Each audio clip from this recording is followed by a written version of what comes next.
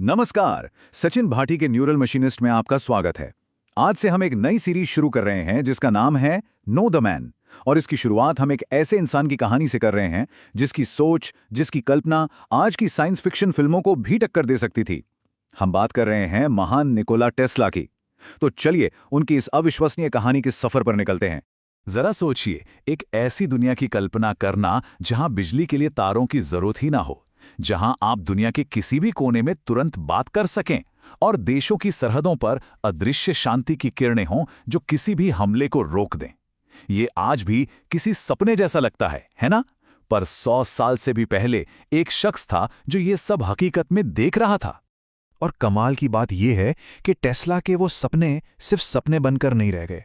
आज हमारे घरों को जो पावर ग्रिड रोशन कर रहा है वो टेस्ला के एसी सिस्टम की ही देन है। हम जो वाईफाई और रेडियो इस्तेमाल करते हैं उसकी नींव भी टेस्ला ने ही रखी थी। अरे, रिमोट कंट्रोल से लेकर वायरलेस चार्जिंग तक हर जगह टेस्ला के दिमाग की छाप है, भले ही इसका क्रेडिट उन्हें कभी मिला ही नहीं। तो कहानी शुरू होती है 1800 के दशक के आखिर में। ये वो दौर था जब साइंस को भी मुनाफे के तराजू पर तौला जाता था।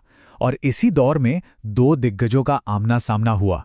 एक तरफ थे बिजनेस की समझ रखने वाले मशहूर आविष्कारक थॉमस एडिसन, और दूसरी तरफ थे एक सच्चे विजनरी निकोला टेस्ला। यहीं से टकराव की वो चिंगारी भड़की। तो एक नौजवान जिसकी आंखों में बड़े बड़े सपने थे और दिमाग में कमाल के आइडियाज, वो यूरोप से अमेरिका पहुंचा।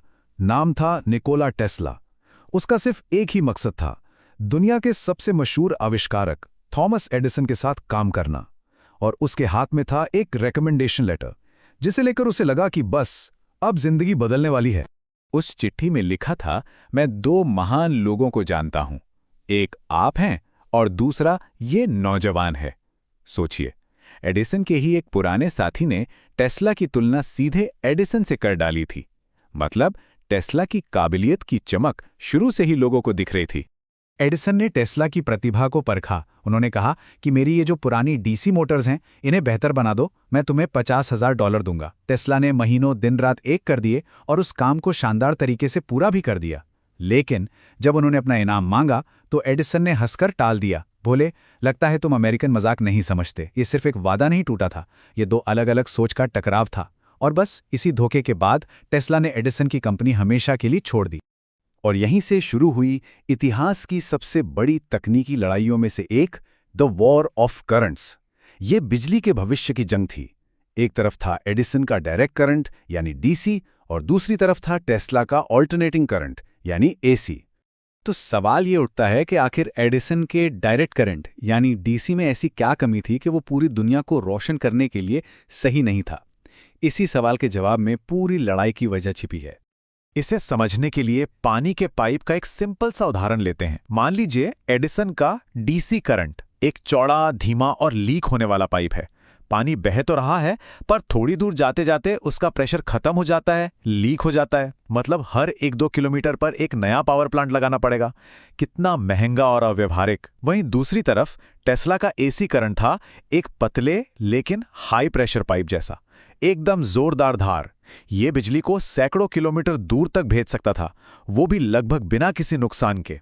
साफ था कि भविष्य तो एसी का ही है।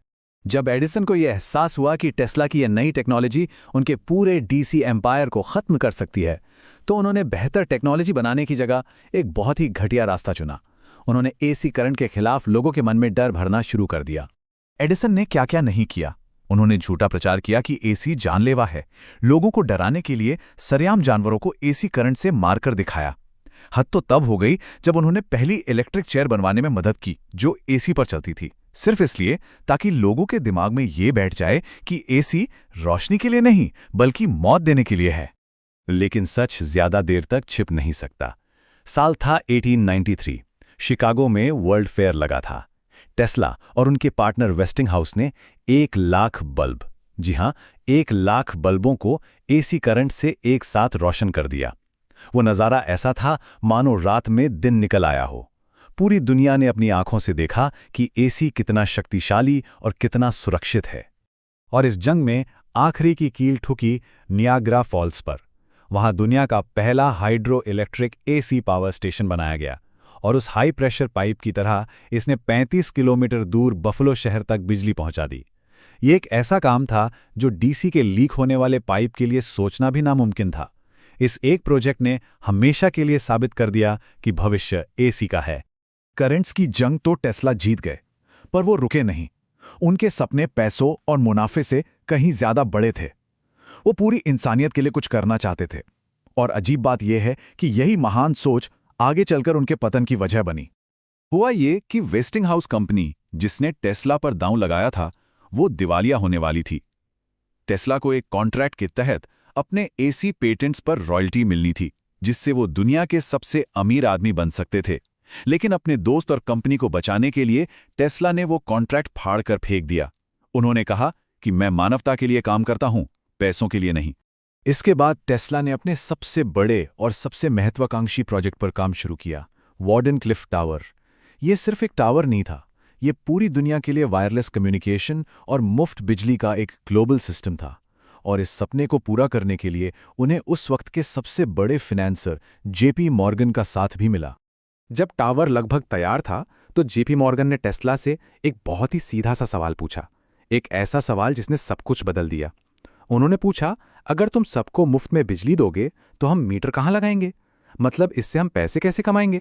टेस्ला के पास इस सवाल का कोई जवाब नहीं था, क्योंकि उनका मकसद कभी पैसा कमाना था ही नहीं। जेपी मॉर्गन को एक पल में समझ आ गया कि इस प्रोजेक्ट से कोई मुनाफा नहीं होगा। उन्होंने तुरंत फंडिंग काट दी और टेस्ला का सबसे बड़ा सपना हमेशा के लिए अधूरा रह गया। दुनिया मुनाफे के पीछे भाग रही थी और वो एक ऐसे इंसान के लिए तैयार नहीं थी जो अपने आविष्कार मुफ्त में देना चाहता था। इस झटके के बाद टेस्ला धीरे धीरे गुमनामी के अंधेरे में खोते चले गए। लेकिन उनके विचार, उनके आइडियाज, वो कभी नहीं मरे। वो आज भी हमारे आसपास गूंज रहे हैं, एक ऐसी विरासत के रूप में जिसे हम हर रोज इस्तेमाल करते हैं पर शायद जानते नहीं। एक और बहुत बड़ा अन्याय टेस्ला के साथ हुआ रेडियो के आविष्कार को लेकर। सच तो यह है कि उन्होंने 1898 में ही रेडियो टेक्नोलॉजी का पेटेंट करवा लिया था, लेकिन कुछ साल बाद मार्कोनी ने टेस्ला के ही काम का इस्तेमाल करके अटलांटिक के पार पहला सिग्नल भेजा और एडिसन की मदद से नोबेल प्राइज भी जीत लिया। टेस्ला को इसका असली क्रेडिट उनकी मौत के बाद मिला, जब 1943 में अमेरिकी सुप्रीम कोर्ट ने माना कि रेडियो का असली पेटेंट टेस्ला का ही था। ये कितनी बड़ी विडंबना है। जिस इंसान ने हमारी आज की मॉडर्न दुनिया की नींव रखी, उसने अपनी जिंदगी के आखिरी दिन अकेलेपन और गरीबी में बिताए। उनके सबसे बड़े सपने अधूरे रह गए, जबकि दुनिया चुपचाप उनके ही आविष्कारों पर खुद को नए सिरे से बना रही थी। लेकिन शायद टेस्ला ये सब पहले से जानते थे। उन्होंने खुद कहा था, वर्तमान उनका है, लेकिन भविष्य जिसके लिए मैंने सच में काम किया है वो मेरा है। और आज जब हम अपने चारों तरफ उनकी टेक्नोलॉजी से घिरे हैं तो हम कह सकते हैं कि वो बिल्कुल सही थे। भविष्य वाकई उनका ही है।